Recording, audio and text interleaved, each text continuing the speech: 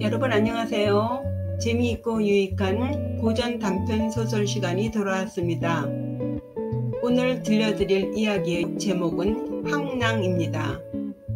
끔찍하게 아껴주던 알뜰한 남편 홍씨가 갑자기 마음이 변하여 돌아서자 애를 태우던 주씨 부인이 여우의 분신인 황낭을 만나 심리 상담을 받으며 서서히 마음이 힐링되면서 아울러 남편의 마음을 다시 얻게 되었다는 이야기입니다. 세상에 사람의 마음처럼 간사하고 변덕스러운 것은 없다고 하지요. 어떻게 해야 애인 같은 아내, 애인 같은 남편이 될 수 있을지 잘 들어보시고요. 아울러 이 비법을 모든 우리 인간관계에 적절히 적용하셔서 많은 도움이 되시길 바랍니다. 그럼 황낭이 어떻게 주씨 부인을 컨설팅했는지, 작가는 황낭의 입을 통해 전하고 싶은 이야기가 무엇인지 주의 깊게 잘 들어보세요. 그리고 화면에 내용과 관련된 한자와 한문이 나가고 있으니 관심이 있으신 분들은 내용과 함께 익히시길 바랍니다. 그럼 이야기 시작하겠습니다.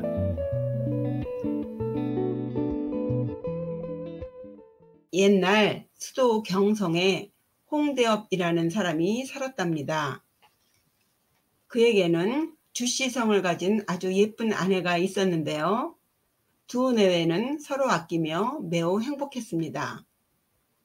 그런데 얼마 후에 이 홍씨가 보대라고 하는 계집종에게 반하여 정신없이 집 안팎을 들락거리더니만 급기야 그녀를 첩으로 들이더랍니다.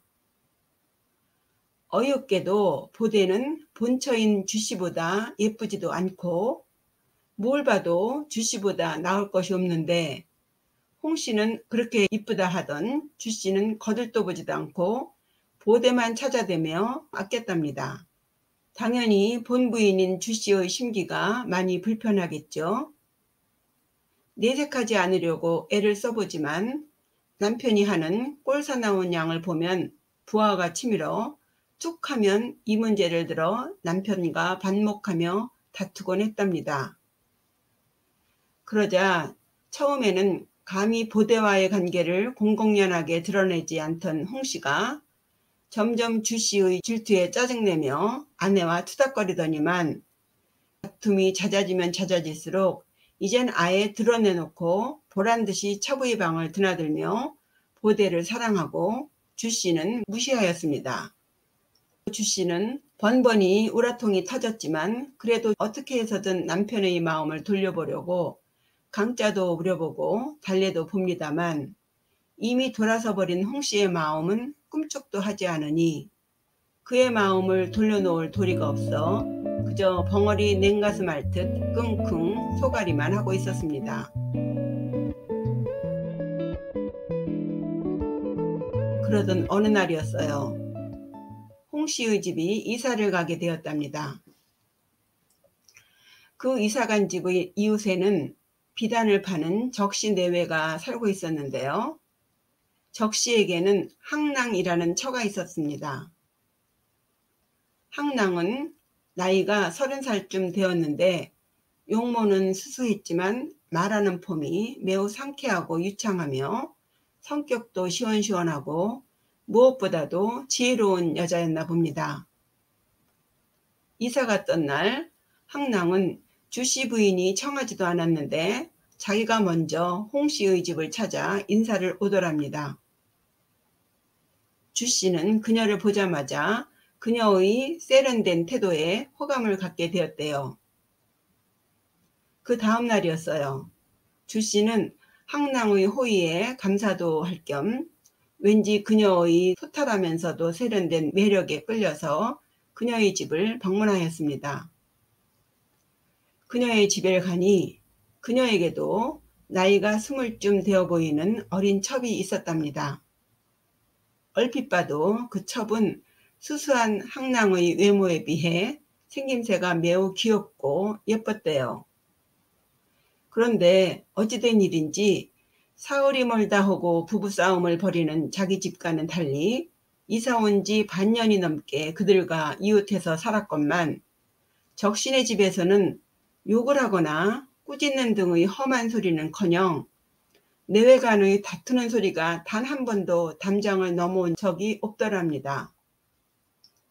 매일매일 입을 대빨이나 내밀며 울그락불그락거리는 자신이 부끄럽기도 했고, 또 한편 항랑의 처세가 궁금하기도 하여 그 집을 드나들며 훔쳐보았는데, 비단장수 적신은 유독 항랑만을 아끼고 사랑하면서 그 어린 첩은 단지 이름만 걸어놓은 존재일 뿐이었습니다. 참으로 알 수 없는 일이지요. 주씨 부인은 내심 그 집 속내가 궁금했지만 차마 묻지 못하고 눈치만 보다가 하루는 참다 못해 항랑에게 묻습니다. 나는 늘 우리 집 양반이 첩을 사랑하는 것은 그 애가 첩이기 때문이라고 여겼다오. 그래서 언제나 아내라는 이름을 첩으로 바꾸면 좋겠다고 생각했소. 그런데 부인의 집을 보고는 그렇지 않다는 것을 알았다오. 부인은 어찌 그리도 금슬이 좋우? 혹 부인에게 무슨 비법이라도 있수? 만약 그 비법을 내게 알려준다면 부인의 제자가 되어 선생으로 모시겠수. 합니다. 항랑이 그 말을 듣자 핀잔을 주듯 말하길, 아유, 부인께서는 스스로 바깥 양반을 멀어지게 해놓고 도리어 사내를 탓하시네요. 부인처럼 아침 저녁으로 끊임없이 잔소리를 해댄다면 어느 사내가 견딜 수 있겠어요? 그것은 마치 숲을 속으로 참새를 몰아넣는 것과 같아서 남자의 마음은 점점 더 멀어질 뿐이지요. 내가 방법을 가르쳐 드릴 테니 그대로 한번 해보시겠어요? 주씨는 항랑의 거침없는 말에 정신이 번쩍 들었습니다. 물론이지요. 가르쳐주기만 한다면 무엇인들 못할까요? 이제 와서 내가 못할 게 뭐가 있겠수? 얼른 이야기해주구랴. 주씨 부인은 두 무릎을 바싹 항랑 앞에 갖다 대며 귀를 기울였습니다. 이제 집에 돌아가시면 우선 첫째로 남편이 마음껏 보대를 가까이 할 수 있도록 내버려 두세요. 절대 상관하지 말고 내버려 두시라고요. 그러면 어느 날 남편이 의아하게 생각하여 스스로 찾아올 거예요. 그때 아이고 이게 웬일이냐 하며 그를 방 안에 들여서는 안 되어요. 절대 명심하세요. 그렇게 한 달 정도 지나면 내가 다시 부인에게 두 번째 방법을 가르쳐 주겠어요. 라고 합니다. 집에 돌아온 주씨는 무슨 영문인지는 모르겠지만 그날부터 항랑이 말해준 대로 그대로 해봅니다. 남편이 보대를 이뻐하거나 말거나 상관하지 않는 정도가 아니라 오히려 보대를 더욱 예뻐하도록 그녀를 아름답게 꾸며서 남편의 침실로 들여보내고, 또 홍씨가 음식을 먹거나 마실 때는 물론이고 홍씨의 일거수일투족을 항상 보대가 시중 들도록 시켰습니다. 그러자 홍씨는 부인 주씨가 이상했겠죠. 해서 홍씨는 가끔 한 번씩 주씨 주위를 기웃거리며 눈치를 보는데, 이때마다 주씨는 온 힘을 다해 남편을 밀어내고 보대를 들여보내니 집안 식구들 모두 입을 모아 주씨의 부덕을 칭송하였습니다. 이와 같이 하기를 한 달쯤 되었을까요? 주씨는 약속대로 다시 항랑을 찾아갔습니다. 그리고는 그간의 이야기를 미주알 고주알 다 했겠지요. 그 말을 다 들은 항랑은 만족한 듯 기뻐하며 된 것 같아요. 잘하셨어요. 이제 두 번째 비결을 가르쳐 드리지요. 집에 가시면 이제부터 최대한 초라하고 누추하게 꾸미세요. 화려한 옷도 입지 말고 연지나 분같이 기름진 것은 아예 바르지도 말아요. 가능한 한 얼굴은 더럽게 하고 다 떨어진 신발을 끌고 다니며 하인처럼 일만 하세요. 그렇게 한 달을 보내고 다시 저에게 오시면 되어요. 집에 돌아온 주씨는 역시 그 영문을 알 수 없으나 항랑이 가르쳐준 대로 다 해져 누덕누덕 기운 옷을 입고 얼굴도 제대로 씻지 않은 채 되는 대로 더럽게 하고 다니면서 오직 길쌈 외에는 다른 어떤 것도 관심이 없는 척 했습니다. 그러자 홍씨는 그런 주씨가 점점 불쌍해졌나 봅니다. 그 예뻤던 부인이 저렇게 된 것은 다 자기가 만든 것 같아 죄책감이 들 지경이에요. 해서 보대에게 집안일을 분담시키며 주씨 부인의 일을 덜어보려 했으나 부인은 일체 받아들이지 않고 때때마다 보대를 나무라며 주인 양반 홍씨 시중이나 들라고 바깥으로 내쫓곤 했답니다. 그러니 홍씨는 매우 난감했겠지요. 또 그렇게 한 달이 지났습니다. 주씨는 다시 항랑을 만나러 가서 또 그간의 상황을 낱낱이 보고합니다. 주씨 부인의 말을 다 듣고 난 항랑은 입에 침이 마르도록 주씨 부인을 칭찬합니다. 부인께선 정말이지 어린 선비처럼 정말 가르칠 맛이 나네요. 오늘 이제 마지막 비법이에요. 내일 모레가 3월 삼진날인 상사절이잖아요. 제가 봄동산 답청놀이에 부인을 초대하려고 해요. 그날 오실 때는 지금 입고 계신 해진 옷들은 죄다 벗어버리고 옷이고 버선이고 신발이고 간에 완전 새 것으로 말끔하게 단장하고 아침 일찍 저에게 건너오세요. 합니다. 주씨는 마지막 비법이라는 말에 안도의 숨이 쉬어집니다. 게다가 해진 옷들을 다 벗고 새 옷을 입고 오라니 오랜만에 설레기까지 하네요. 온 얼굴에 한박 웃음을 웃으며 득이 만연하여 아유 그러지요. 그러고 말고요. 하고 대답합니다. 드디어 상사절 날이 왔어요. 주씨는 새벽같이 일어나 거울을 손에 쥐고 온갖 정성을 다해 분단장을 합니다. 새 옷에 새 신에 얼마 만에 해보는 치장인가요? 일일이 항랑이 일러준 대로 근사하게 모양을 냈습니다.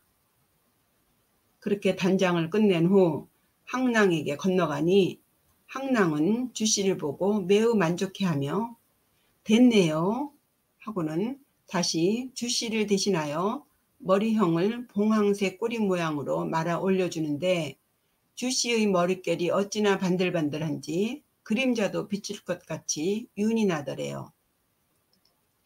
그리고는 옷소매가 유행에 맞지 않는다면서 소매선을 잘라내어 다시 바느질해 주었고 또 신발 모양이 너무 투박하다며 만드는 중인 것 같은 신발을 대나무 상자 안에서 꺼내더니 주씨의 발에 맞게 완성시킵니다. 이렇게 모든 것이 다 완벽하게 준비되자 항랑은 주씨에게 옷을 모두 바꾸어 입고 나와보라고 합니다. 주씨의 치장은 완벽했어요. 어디 내놔도 손색이 없었죠.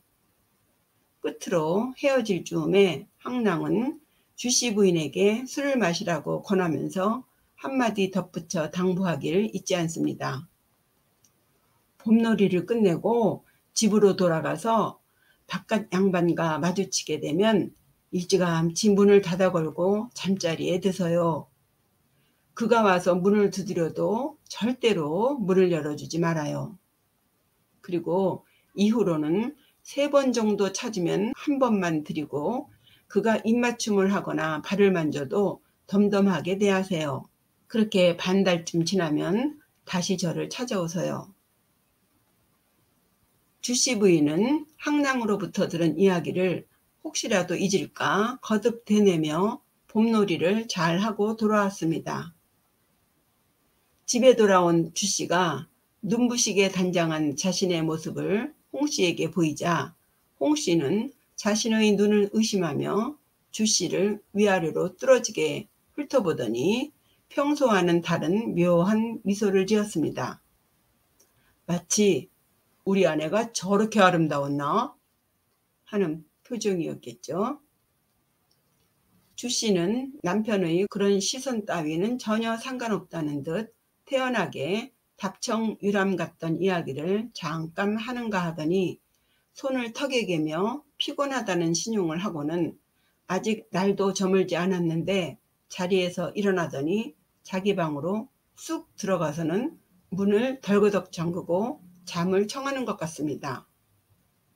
그러니 부인의 아름다운 모습에 넋이 빠진 홍씨가 애가 타겠죠. 불이 나게 달려가 과연 항랑의 말대로 주씨의 방문을 두드립니다. 부인, 벌써 자오? 문 좀 열어보시오. 내 할 말이 있어. 그러나 주씨는 꼼짝 않고 누워 일어나지 않습니다. 홍씨는 얼굴을 찡그리고 문짝에 귀를 대보지만 안에서는 아무 인기척이 없습니다. 여보, 내가 할 말이 있다지 않소? 문 좀 열어보시라니까. 나 원참. 이렇게 홍씨는 기다려도 열리지 않는 문 앞에 섰다가 돌아서는데 이러한 상황이 그 다음날 저녁에도 똑같이 반복되었습니다. 그러자 그 이튿날 홍씨가 드디어 주씨 부인을 나무라며 그 까닭을 묻습니다. 그러자 주씨가 말하길, 아유, 이제는 혼자 자는 게 습관이 된 것 같아요. 옆에서 부스럭대는 것을 감당하지 못할 것 같아요. 했답니다. 그러자 홍씨도 이젠 보기만 할 수는 없겠죠. 하루는 해가 서쪽으로 기울기가 무섭게 아예 안방에 들어와 떡하니 자리를 차지하고 앉았습니다. 그리고는 주씨가 들어오길 기다렸다가 주씨가 방에 들어오자마자 얼른 등불을 끄고 그녀를 침대로 끌어올리더니 마치 새색시 다루듯 조심스럽게 대하는데 그녀의 환심을 사려고 애를 쓰는 것이 역력해 보였습니다. 다음 날 아침 홍씨는 다음 날 밤 다시 오겠다고 하네요. 주씨는 이러시면 아니되옵니다 하며 버티다가 결국 사흘에 한 번씩으로 약속을 정하였습니다. 이렇듯 주씨는 모든 것이 다 예전으로 돌아간 듯 만족스러웠습니다. 혹 또 무엇이 남았을까요? 주씨는 다시 또 보름쯤 지나자 항랑을 찾아갑니다. 그러자 항랑은 주씨의 손을 당겨 방에 들이더니 얼른 방문을 잠그고는 목소리를 낮춰 속삭이듯 이야기합니다. 이제부터는 부인이 알아서 하소요. 다만 주의해야 할 것이 있어요. 부인은 예쁘기는 하지만 매력적이지는 않아요. 부인의 미모로 섹시하기까지 하다면 아마 월나라 미녀인 서시의 총애라도 뺏을 수가 있을 거예요. 그러니 계집종 보대 같은 정도야 무슨 문제가 되겠어요. 그리고는 더 목소리를 낮춰 말하길, 눈을 한번 흘겨보아요 합니다.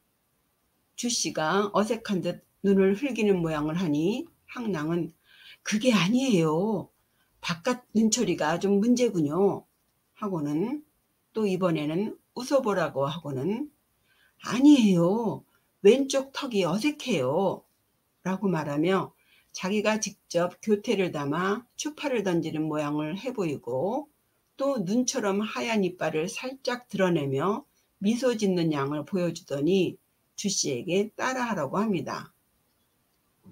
주씨는 항랑이 하라는 대로 그녀의 표정을 수십 번이나 연습하고 나서야 비로소 어느 정도 그녀와 비슷해질 수 있었답니다.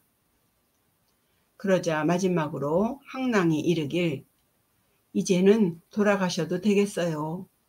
집에 가셔서도 거울을 붙들고 익숙해질 때까지 연습을 해야만 합니다. 이 밖에 더 이상의 비결은 없어요. 내외간의 사랑하는 일은 말로 전할 수가 없는 것이지요. 때에 따라 움직이시되 바깥 양반이 하자는 대로 맞춰서 하시면 됩니다. 하네요. 주씨 부인은 집으로 돌아와 항랑이 가르쳐준 대로 그대로 했겠죠. 과연 홍씨는 매우 좋아하며 주씨에게 푹 빠져 오히려 아내가 또다시 자기를 거절할까봐 걱정하였습니다. 해가 떨어지면 예전처럼 마주보고 시시덕거리며 안방에서 반발짝도 나가려고 하지 않는 것이 일상이 되었으니 마침내 나가라고 밀어낼 수도 없게 되었습니다. 주씨는 홍씨가 종일 자기를 쫓아다니며 낄낄거릴수록 보대에게 더욱더 잘해주면서 방 안에서 술자리를 벌일 때마다 그녀를 불러와 자리에 합석시켰지만 홍씨는 보대부기를 매우 못마땅하게 여기며 자기가 파하기도 전에 그녀를 내보내거나 했습니다. 해서 한 번은 주씨가 남편을 시험해 보려고 그를 속여서 보대의 방에 들어가게 하고 바깥에서 열쇠를 잠가버렸는데 홍씨는 밤이 다 가도록 보대를 거들떠보지도 않았답니다. 그러자 보대 역시 홍씨를 원망하며 사람들을 마주할 때마다 그를 욕하고 비방했대요. 그런 말들이 또 홍씨에게 들어가게 되자 홍씨는 갈수록 보대에게 실증을 내며 성을 내더니 급기야는 매질까지 하게 되었답니다. 보대는 분통을 터뜨리며 꾸미지도 않아 낡은 옷을 입고 다 떨어진 신을 끌며 머리는 쑥대밭처럼 하고 다니니 누구도 그녀를 사람이라고 말할 수 없었답니다. 그러던 어느 날이었어요. 하루는 항랑이 주씨에게 묻기를 내 방법이 어떻던가요? 하더랍니다. 주씨는 기다렸다는 듯이 당신의 비법은 그야말로 절묘하였어요. 그러나 이 제자는 시키는 대로 따라 했을 뿐 그 안에 담긴 뜻은 도무지 이해할 수가 없더군요. 첫 번째 비법에 바깥 양반이 자기 마음대로 하도록 내버려두라 했는데 그것은 대체 무슨 뜻이었나요?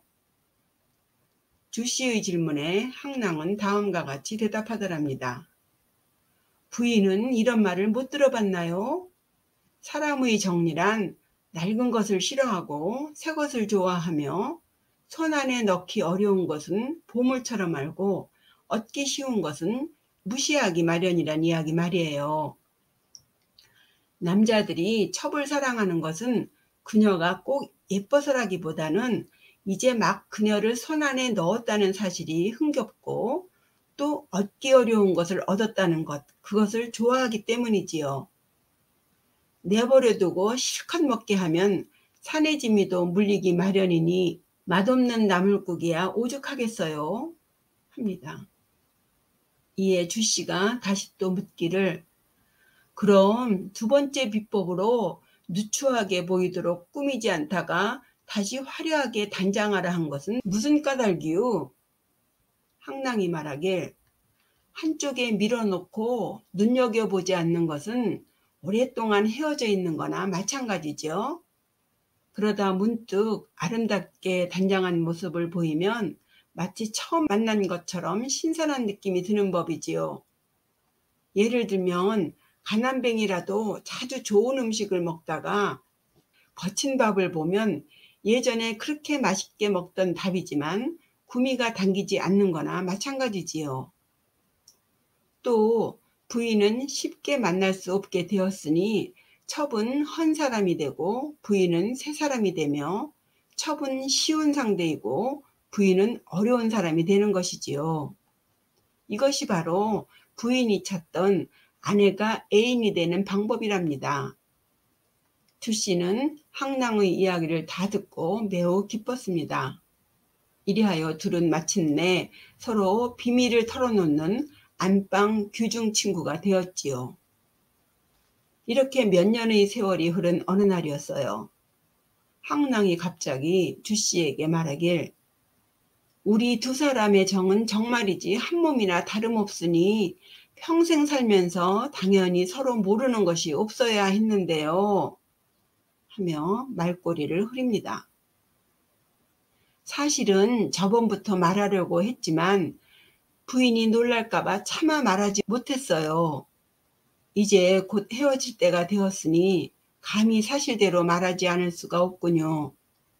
사실 저는 본래 여우랍니다.